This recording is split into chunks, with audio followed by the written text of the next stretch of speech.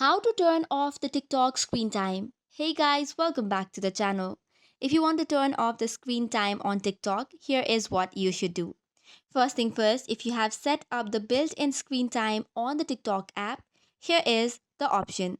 Head over to your TikTok, tap on your profile from the bottom right corner, tap on the three horizontal lines on the top right corner. Then go to settings and privacy. Now you'll have to scroll down a bit to find the option of screen time. Once you tap on screen time, you will land to this page. Tap on daily screen time and then toggle off the option. This might require you to give the passcode if you have turned it on.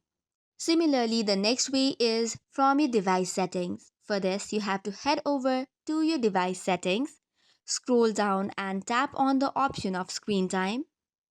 From screen time, tap on app limits. If you have set up the app limit for TikTok, you will see it mentioned on the list.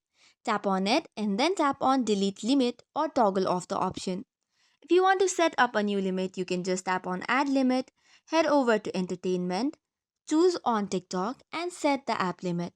So this is what you should do to toggle off or set up the screen time for TikTok. That's it for today's video. For more such contents, do not forget to hit the like and subscribe button.